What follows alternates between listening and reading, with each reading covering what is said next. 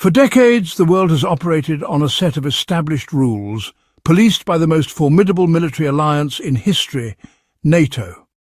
Its purpose was clear: collective defense against armed attack. But in the shadows of geopolitics, a new kind of war is brewing. What if I told you that this very alliance is now being forced into an economic conflict so vast it could shatter the global order? A war where the front lines are drawn not on maps but on stock market tickers and energy pipelines.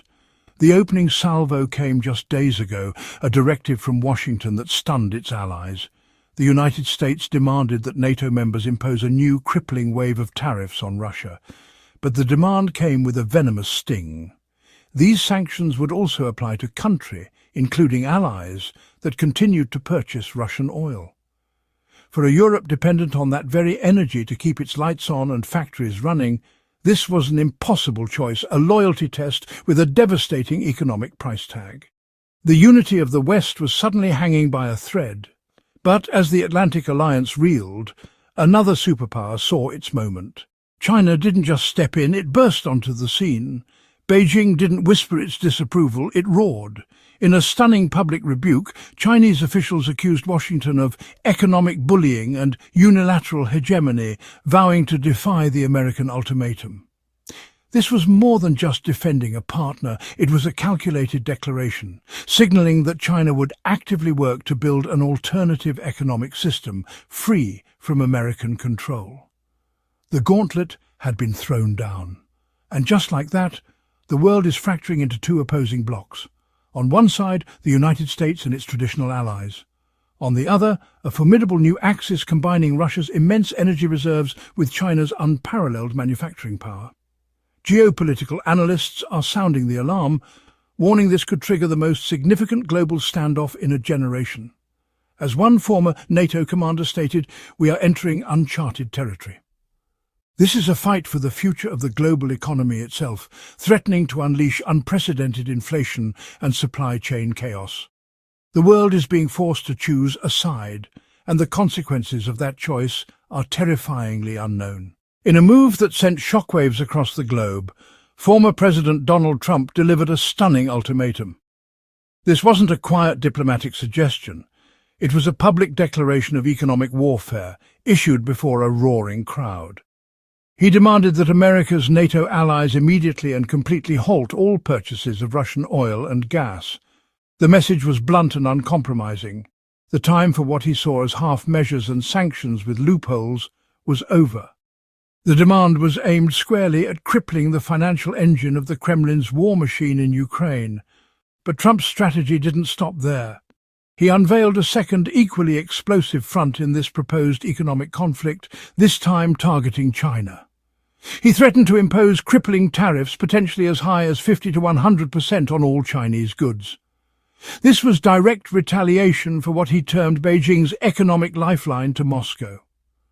While the West worked to isolate Russia, China had significantly increased its energy imports, providing Vladimir Putin with a crucial stream of revenue to sustain his military campaign. Trump's proposal aimed to make this support prohibitively expensive, forcing Beijing into a difficult choice between its economic partnership with the West and its strategic alignment with Russia. To justify such drastic measures, Trump invoked stark, almost apocalyptic language, framing the conflict as a fundamental battle for Western survival. He painted a grim picture of allied nations inadvertently financing the very aggression they claimed to oppose. In his view, every barrel of Russian oil purchased by a NATO member was a direct contribution to the Kremlin's war chest. It was a powerful, if polarizing, attempt to redefine the issue as a simple moral choice. The reaction from across the Atlantic was one of stunned disbelief. In Brussels, Berlin and Paris, leaders were blindsided. Trump's unilateral declaration, made without prior consultation, bypassed all established diplomatic channels, threatening to fracture the alliance's united front. For many European nations, the demands presented an impossible dilemma. Decades of energy policy had left countries like Germany deeply dependent on Russian gas. Severing this tie overnight risked factory shutdowns and a severe recession. The infrastructure for an immediate pivot simply didn't exist. Compounding this was the terrifying prospect of a global trade war. The European Union's economy is deeply intertwined with China's. Being caught in the crossfire of a US-China economic conflict could unravel supply chains and devastate key industries. European leaders were trapped between the strategic need to punish Russia and the stark reality that Trump's plan could cripple their own economies first. The American move was intended as a checkmate, but in Beijing it was seen as an opening gambit. China wasted no time firing back. From the podiums of the Ministry of Foreign Affairs, the response was swift and sharp. Beijing accused Washington of blatant economic coercion, a desperate attempt to maintain global dominance. They didn't just call it unfair competition. They labelled it 21st century bullying, a modern-day echo of what they term the century of humiliation. To China's leadership, this wasn't just about tariffs or sanctions. It was a direct assault on their nation's sovereign right to develop and prosper, an attempt to permanently cap their ascent on the world stage. But instead of showing weakness or seeking compromise, China's strategy became one of defiant acceleration. They are doubling down. The message from the Zhongnanhai leadership compound was clear. If the West wants to decouple, China will build its own, more resilient system. The most significant move was a dramatic pivot eastward, deepening their no-limits partnership with Russia. New multi-billion-dollar energy deals were signed, creating a vast, sanctions-proof energy corridor from Siberia to China's industrial heartland. This strategic masterstroke serves a dual purpose.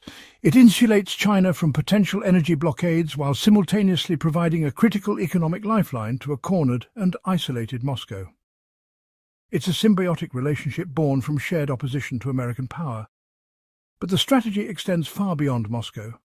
Beijing is actively courting a coalition of the unwilling, nations across the global south tired of bowing to US pressure. Through initiatives like the expanded BRICS bloc and the globe-spanning Belt and Road Initiative, China is offering an alternative path to development. They are building a parallel economic universe, one free from the political strings often attached to Western aid, one where the US dollar is no longer king and where Washington's rules no longer apply. Analysts warn that what we are witnessing is the rapid fracturing of the post-Cold War global system. The battle lines are being drawn not just militarily, but economically and technologically. On one side, the established Western order, led by the United States and anchored by NATO. On the other, a formidable China-led bloc of resistant nations determined to carve out a new multipolar world order. The era of undisputed American supremacy may be ending, and the shape of what comes next is being decided now. NATO leaders now face a dangerous choice: follow Trump into a tariff war or resist and risk splitting the alliance. Europe, already struggling with high energy prices, is caught in the middle. If tariffs trigger a new global trade war, ordinary people could face shortages, inflation, and even factory shutdowns.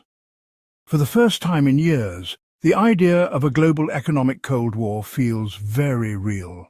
If NATO allies hesitate, America's leverage weakens. And if China succeeds in building a coalition against US tariffs, the dominance of the US dollar could be tested. Experts warn that energy deals bypassing the dollar, paid in yuan, rubles, or even new digital currencies, could accelerate a shift away from America's financial power. The very foundation of US economic supremacy is suddenly under threat. The US wanted to isolate Russia, but now it risks isolating itself. NATO is under pressure, China is defiant, Russia is smiling, and the question is no longer just about tariffs, but about the future balance of global power. Because if this plays out the wrong way, we may be witnessing the early days of a new world order. What do you think? Is this the beginning of America's decline, or just another round of geopolitical theatre? Let me know in the comments.